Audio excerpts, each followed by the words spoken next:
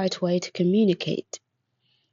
In this chapter, we'll be focusing on exploring the landscape of communication channels, gauging different channels by how rich they are, choosing a channel based on how your communication goal, optimizing your use of communication media.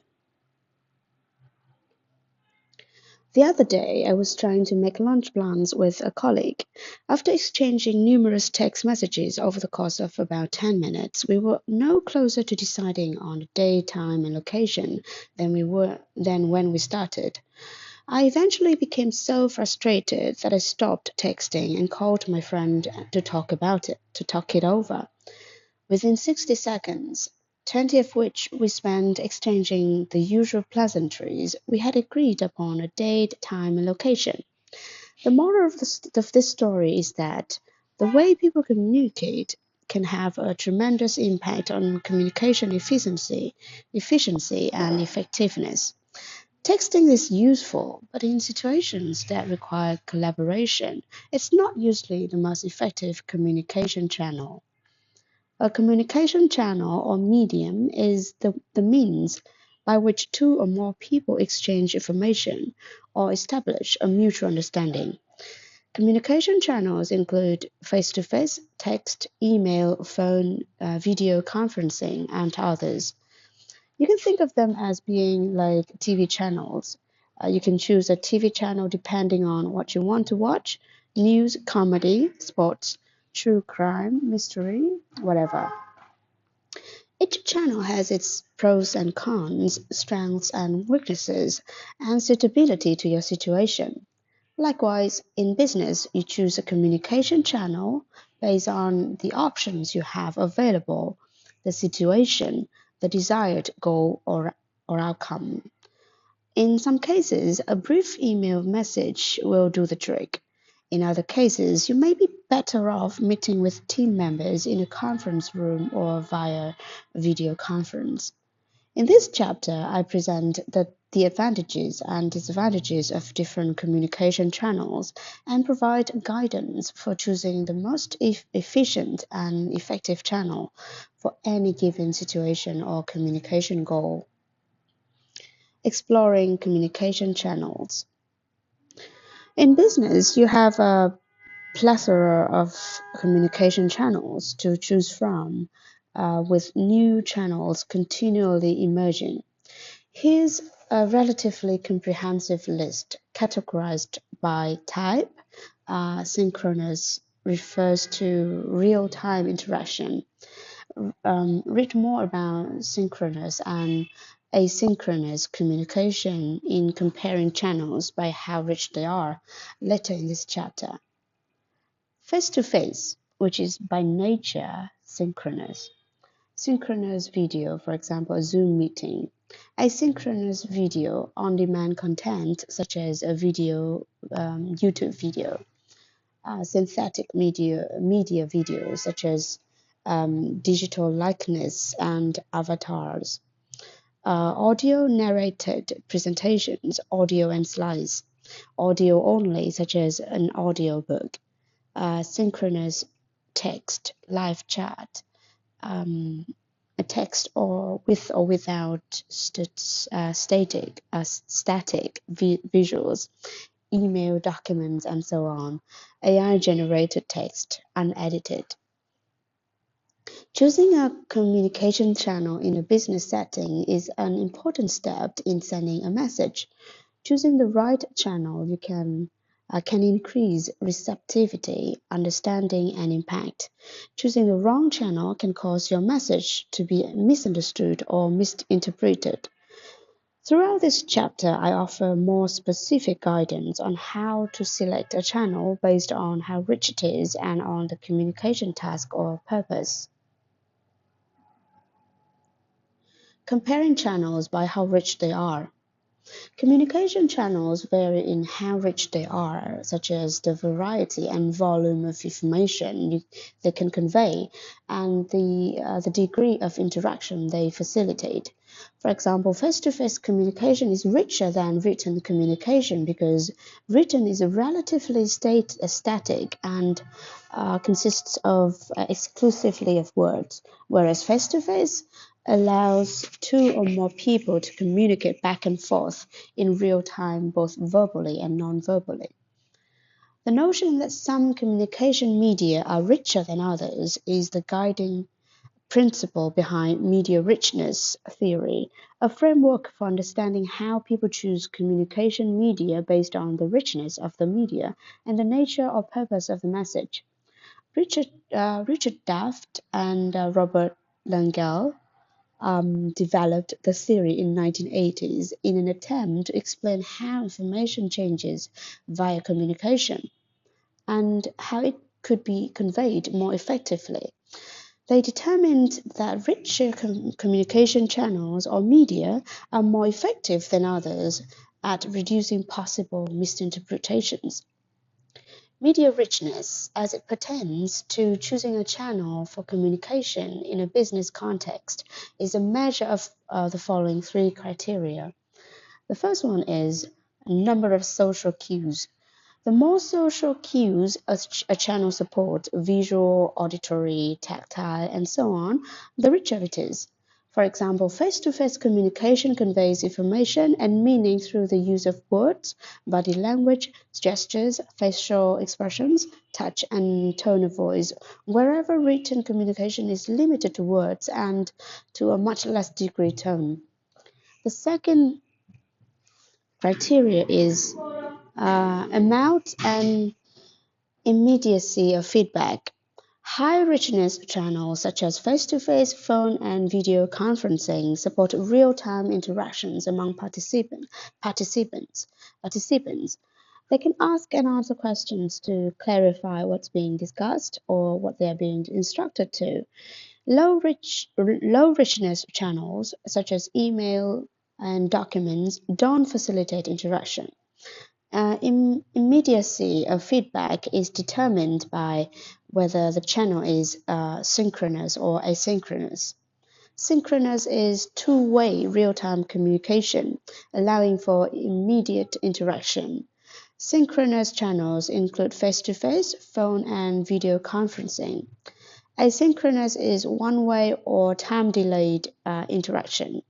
Asynchronous channels include written, print media, on-demand video, and broadcasting, like radio and TV, for example. Synchronicity increases the richness of a communication channel by allowing for immediate feedback. The last criterion is degree of personalization. Personalization involves customizing the message to the audience's needs. For example, if you're marketing medication to doctors, your message will be significantly different from what you use to market the same medication to patients. The richer the communication channel, the greater the opportunity that you have to personalize your message. The higher a channel scores in each of these criteria, the richer it is and the greater its communication potential. Based on these criteria, communication media can be ranked on a scale from low to high richness. Low richness media are generally static, and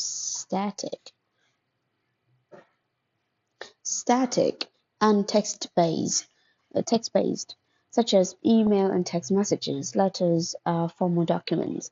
High-richness media include face-to-face conversations, video conferences, which allow for immediate feedback, non-verbal cues, and a more personal exchange of information.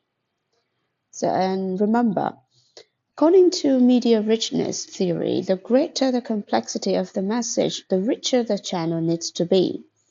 Low richness media is suitable for simple and routine communication, whereas high richness media is required when the information is complex, feedback is needed, a sensitive subject is being discussed, or a nuanced understanding needs to be reached when the information is open to multiple interpretations. So here's the figure 4.1 with the note for the more complex the message, the richer the channel must be. So we can see the richness of channel ranking from email with around the lowest level of complexity of message to instant message to phone call, video conference, and face-to-face at the top of um, as a kind of channel communication that can offer the highest level of complexity of message. Media richness theory plays out in day-to-day examples in the workplace and in our personal lives. Say, I'm going to meet a colleague for lunch and we need to decide when to meet and where to go. If I was simply telling my colleague, meet me at an In-N-Out Burger on 16th Street tomorrow at noon, a text message would be sufficient. But if I were going to exchange more information back and forth to decide when and where to meet for lunch, switching to a richer medium like a phone call, for example, would be more efficient. And remember, just because a channel is rich doesn't mean it's the best channel to use in a specific situation or that it will be effective. Like any other tool, a communication channel is efficient and effective only if used properly and in the right circumstances. Remote or in person, that is the question. I've seen a lot of companies struggle with getting back to work as normal in the post-pandemic world. Understandably, employees who could perform just as well, if not better, working remotely aren't always eager to return to the confines of an office, a rigid schedule, and long commutes.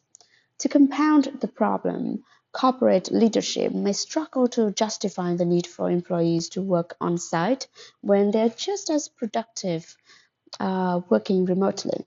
Of course, some jobs require physical presence, but many can be performed just as well remotely. Whether you are trying to convince your supervisor to allow you to work remotely, or you are a supervisor trying to explain to your team why their physical presence is needed, align your tasks and goals with the level of communication richness needed to accomplish these tasks and goals. If you can perform the same tasks and achieve the same goals as effectively and efficiently via low-richness communication channels such as email and text messages, then working remotely, entirely or mostly, can be a sensible arrangement. However, if your business outcomes would benefit from deeper personal relationships or frequent interactions and close collaboration, then being present physically may be best. Of course, hybrid arrangements may also be an option. For example, coming into the office 1 or 2 days a week and working remotely the other 3 or 4. What's most important is that you analyze your work situation objectively and your own ability or your team's ability to be productive when working remotely. Be honest, fair, and open-minded, whether you are a supervisor or a subordinate. Considering your purpose, conveyance or conversions. Your choice of communication channel depends on a great deal on the nature or purpose of communication task or the goal that you're trying to accomplish. When considering the nature or purpose of a communication task or goal, you can look to media synchronicity theory or MST for guidance. It evaluates media based on their ability to support synchronicity. the shared pattern of coordinated behavior among individuals as they work together. Media synchronicity theory, as expanded on by Alan Dennis, Robert Fuller, and Joseph Wallischig, suggests that communication involves two primary processes. The first one is conveyance.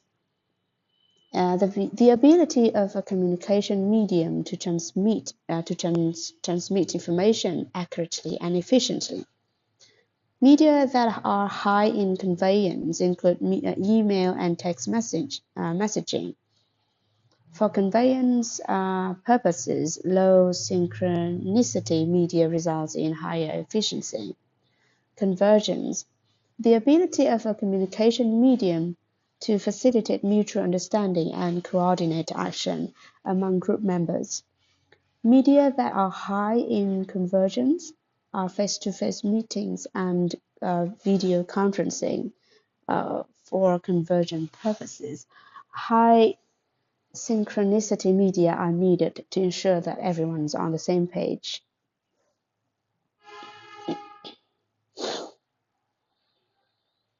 To drive home the distinction between conveyance and convergence, think of the last time you sat through a meeting about something that could have been handled with a simple email message. You're sitting in a pointless meeting, twiddling your thumbs, anxious about the pile of work you have sitting on your desk. Not very efficient. Why? Because whoever called the meeting used a high convergence medium for a high conveyance purpose. So remember, if your task or purpose requires conveyance, think of this as simply transmitting information. Choose a communication channel with low synchronicity. If your task or purpose requires convergence, or that is tasks that require coordination and collaboration, choose a communication channel with high synchronicity. Please see figure 4.2. To gauge a channel's level of synchronicity, consider how it stacks up in respect to the following 5 media capabilities. The first one is symbol set. The range and variety of symbols or cues available in a communication medium. Symbol sets include text, images, emojis, body language, variations in volume and tone when someone's speaking, and more. The second media capability is parallelism, the ability to engage in multiple communication activities simultaneously. Video conferencing, for example, is high in parallelism because it enables participants to speak with one another, see each other, and share documents and screens all at the same time. The third one is transmission velocity, the speed at which information can be transmitted and exchanged. Any medium that supports real-time communication, such as face-to-face, phone, or instant messaging, is high in transmission velocity. Communication media that have feedback delays built in, such as documents, videos, are low velocity. The fourth media capability is rehearsability. Rehearsability is the ability of a medium to allow user to review and edit the content before transmitting it. Text-based communication is high in rehearsability, whereas face-to-face communication is low. The last one is reprocessability. It is the ability of a medium to be revisited and reviewed. For example, email is high in reprocessability, whereas a face-to-face conversation is low unless the conversation is recorded or transcribed. So remember, Conveyance and conversions aren't mutually exclusive, and neither is better than the other. In fact, as Dennis Fuller and Valasik are careful to explain in Media Tasks and Communication Processes, a theory of media synchronicity, MIS Quarterly, September 2008. The successful completion of most tasks involving more than one individual requires both conveyance and convergence processes. Thus, communication performance will be improved when individuals use a variety of media to perform a task rather than just one medium. In other words, when you're communicating or collaborating with others, you may need to employ multiple communication channels like email, instant messaging, in-person meetings, phone calls, and others to complete the task or achieve your goal.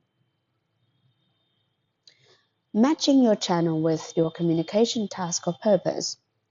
Knowing a little about media richness theory and media synchronicity theory provides you with a foundation for understanding why certain communication channels are more effective or more efficient than others in a given situation. However, when you are in the trenches, you simply need to be able to decide which channel is best for the communication task or goal you need to accomplish. In this session, I cover the pros and cons of 7 communication channels commonly used in business and divide them into 2 groups, synchronous live and asynchronous on demand, and I present them from highest to lowest in richness. And as with any choice you make in communication, knowing your audience and their preferences is essential. I cover this extensively in Chapter 12.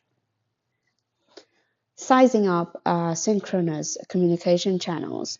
Synchronous communication channels are those that provide the opportunity for participants to communicate with one another in real time. They include face-to-face video conferencing, phone conversation, and asynchronous chat. Face-to-face. Face-to-face is the creme de la creme of communication channels. It has everything you could ever want in a communication channel: the full spectrum of social cues, the ability to give and receive immediate feedback, and the opportunity to personalize the message on the fly. So, if face-to-face is the ultimate communication channel, why not use it all the time? There are 2 reasons. The first one is it's not always an option. Until humans manage to master the arts of teleportation, they don't always have the convenience of interacting face to face. It's not always the most efficient. For example, if you need to tell a team member to change the text signs in the quarterly report from 10 point to 12 point, scheduling a meeting or even walking across the hall to the person's cubicle to deliver the message isn't the most efficient approach, because your instruction has little chance of being misunderstood, and you can deliver it most efficiently via email or instant message. So remember, a synchronous live in real-time communication channel is likely to be the best choice when you need to do one or more of the following: persuade an individual or a group, deliver bad or sensitive news, or share personal information. Second, quickly exchange ideas with others. And third, if you want to get immediate feedback from participants. And fourth, if you need to plan a course of action and schedule and delegate tasks. Remember, when your task or purpose is to convey the information or instructions that have little chance of being misunderstood, a rich synchronous communication channel may not be the best match. Email or text is likely to be more efficient and get the job done just as well. Video conferencing. Video conferencing is the next best thing to teleportation and second to face-to-face on the richness scale. It allows for synchronous communication via audio and video and enables you to converse one-on-one or meet with dozens, hundreds, or even thousands of people at the same time. Video conferencing offers several additional advantages, including the following. The first one is it is a convenient and affordable solution for meeting face-to-face when you can't get everyone in the same room. As a bonus, it can be used to reduce travel expenses and your organization's carbon footprint. Second, it has the ability to share a file and screen with multiple people and allow them to provide feedback and markup at the same time. Next, you can have the ability to collect information via meeting chat while a presentation is ongoing. This can create more opportunities for feedback. And lastly, a video conference can offer the option to have the meeting recorded and transcribed or even translated. However, video conferencing has some drawbacks, such as these. First one is technology. Connectivity issues can interfere with the ability to connect and communicate. And second, limited screen space and differences in screen sizes can limit the effectiveness of visuals and make social cues less visible and more difficult to interpret. And participants can turn off their cameras or mics at any time during the conference, eliminating social cues important for communication. And lastly, when a controlled environment isn't present, opportunities for noise are increased. Please see Chapter 2 for more about how noise can interrupt and impair communication. So remember, the success of video conferencing or any communication channel depends on the people using it and on the rules and structures in place for communication. This is why some teams are more successful than others in meeting virtually, even if they have the same goal or desired outcome. Audio only. A step down in richness from video conferencing, synchronous audio only channels, for example, phone calls, support audio social cues, such as variations in volume and intonation when people talk. Please see Chapter 3. But they lack the ability to convey any visual cues like facial expressions and gestures, for example. Even with that limitation, it's richer than text-based messaging. Audio-only calls offer the following advantages. The first one is it offers two-way communication among participants physically distant from one another. Second, it gives us a more personal connection than text-based communication. Third, it is faster back and forth compared to email and or text messaging. And lastly, it gives us the ability to record conversations for later review. And here's the tip. To experience the difference between audio conferencing and audio conferencing, the next time you are in a video conference, pay special attention to the quality of communication between those who have their cameras turned on and those who don't. Even when someone has their camera turned off, it's better than texting, but the communication and its effectiveness are better when you have a visual of the other person. Synchronous chat. Synchronous chat is two-way, real-time, mostly text-based communication. It was popularized by platforms like ICQ and AOL, Instant Messenger, AIM, in the late 1990s and is now integrated into the workplace through applications such as iMessage, WhatsApp, Slack, and Microsoft Teams. Synchronous chat is ideal for situations in which you need to exchange short messages quickly with someone who is physically distant. If you need to communicate whenever and wherever you are unable to speak for privacy or for noise reasons. And lastly, when you need to save a transcript of the exchange for future reference. So remember, a key advantage that synchronous chat has over other text-based communication channels is that it supports immediate interaction. If the information or meaning being communicated is ambiguous, chat participants can express their confusion and ask questions immediately to gain clarity. Assessing asynchronous communication channels.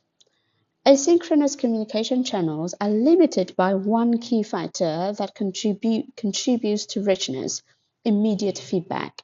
Of course, feedback is always an option. If you post a video showing employees how to navigate your company's human resources platform, you can't exactly interact with that video in real time, but they can call their HR rep to answer questions. However, with asynchronous communication, delays are baked in. In this session, I focus on the richness of asynchronous communication channels, presenting them from highest to lowest in richness. Video. 30 years ago, communication organizational messages via video was reserved for businesses, video in production firms, and anyone with the time, money, and expertise to produce quality footage. Now, anyone with decent smartphone, a few minutes to spare, can shoot a video and share it with billions of people around the world. Although video is asynchronous, it's especially effective for demonstrating how to perform complex tasks. Every day, millions of people head to YouTube to figure out how to do everything on making creme brulee to maintaining and repairing their vehicles.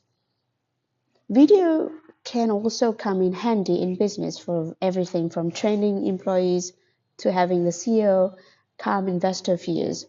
It supports both verbal and non-verbal communication and provides many social cues. The one potential drawback to video is that it isn't always the most efficient communication channel.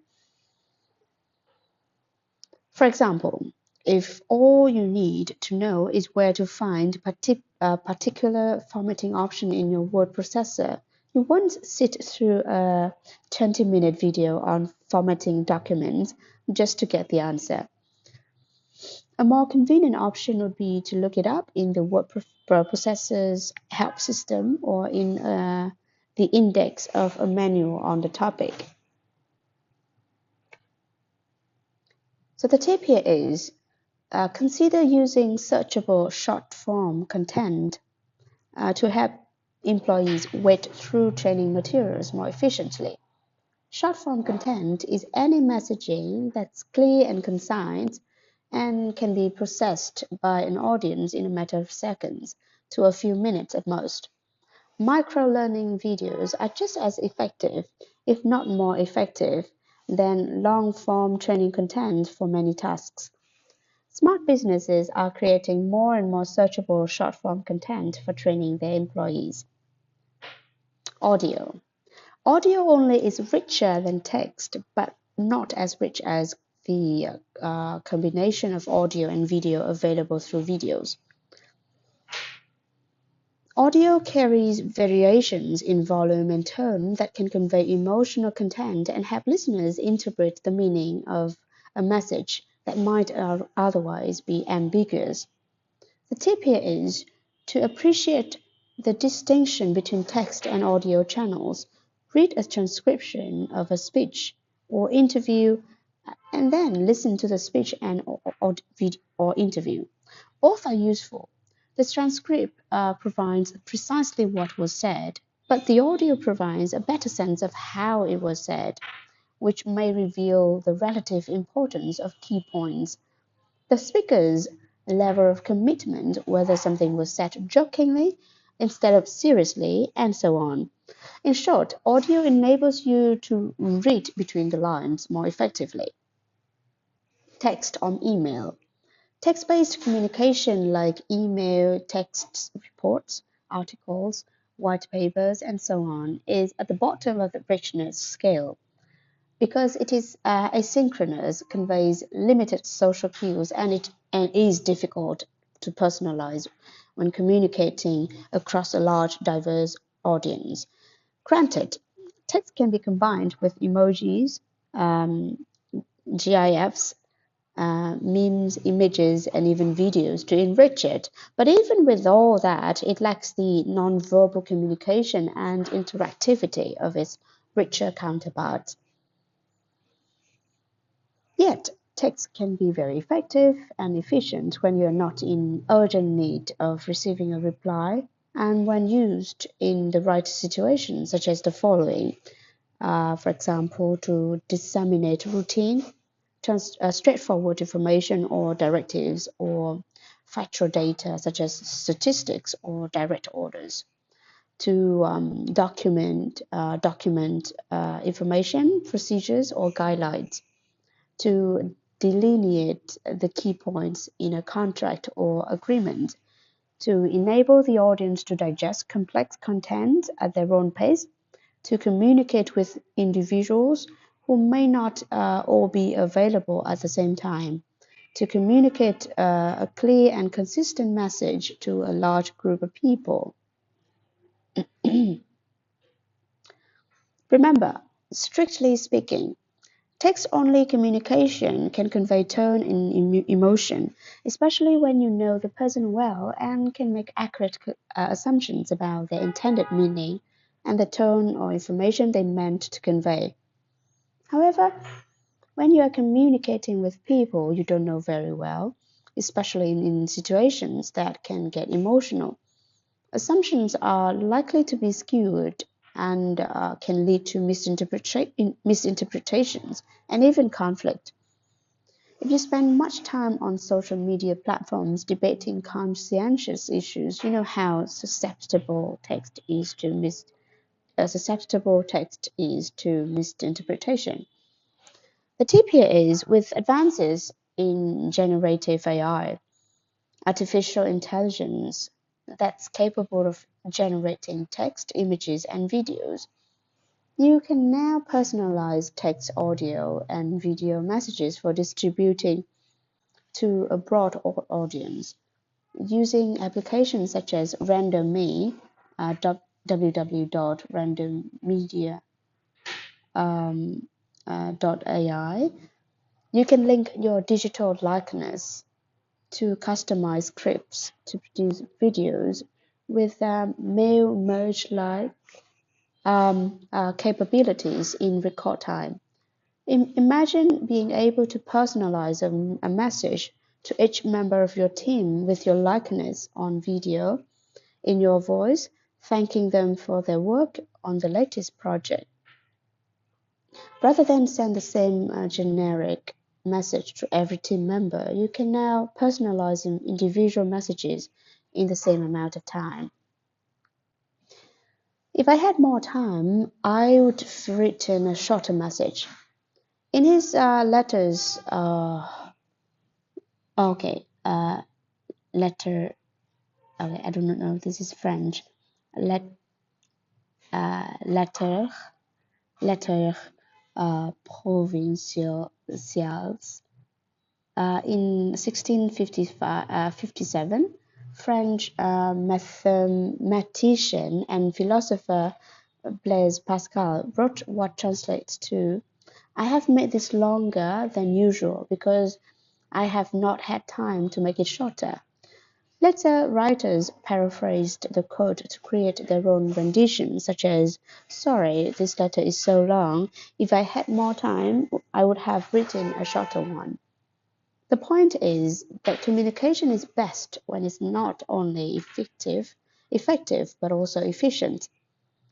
I'm not immune from pounding on the keyboard and clicking send on an email that could have been shorter, clearer, and more to the point. It happens to all of us. But truly dynamic communicators understand that sending the best possible message involves some reflection regarding not only words but also the communication channel. Make it as easy as possible for people to consume your message, whether it's reading it, listening to it, or viewing it. If a simpler medium can accomplish the same goal, use it. Others maybe appreciate or even notice the intentionality of your choice of words and communication channel. But you notice and appreciate the benefits in how they respond. Just keep in mind, as Pascal noted, it does take extra time. The return on that investment, though, is worth it.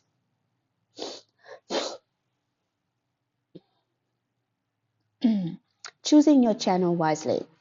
When choosing a communication channel, rely on logic instead of emotion or a strong personal preference for a particular channel.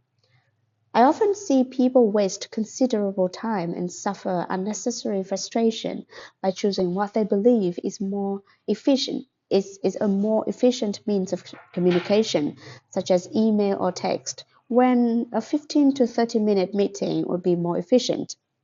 They choose a channel that's useful for conveyance when their goal is conversions. As a result, they exchange a half a dozen or more text or email messages before they realize that they need to meet to get everybody on the same page. Suppose you are part of a team of 4 at your workplace that has come up with what you all feel is a way to reduce production costs. You need to work together with your team to pitch this new method of production to your supervisors in hopes of persuading them to allow you to change processes. You've already worked together over the past few months to refine this production process. Now you need to create a presentation to convince those who have the power to institute the change. You say to your team members in the hallway, hey, let's schedule a 30-minute meeting to work on what we need to do for this presentation. One team member replied, do we need to have a meeting? Can't we just do this over email? Not wanting to rock the boat, you try to conduct the meeting via email. You send an initial message that describes 5 essential tasks and requests the team's input. Then it starts the reply all onslaught. One team member is okay with 3 of the 5, but wants 2 of them changed. Another team member agrees with 1 of the changes, but not the others, and recommends a 6th task. And the 4th team member says they'll do whatever the group wants. Over a dozen emails later, and after much more than 30 minutes has passed, you have no resolution. In fact, you have more questions than answers. Sound familiar? You step up and say, okay, we can't seem to agree on the basics. And I don't have the time or patience for another dozen emails. Let's meet for 30 minutes to knock out this task list and then divide and conquer. Now your team agrees on the need for a meeting.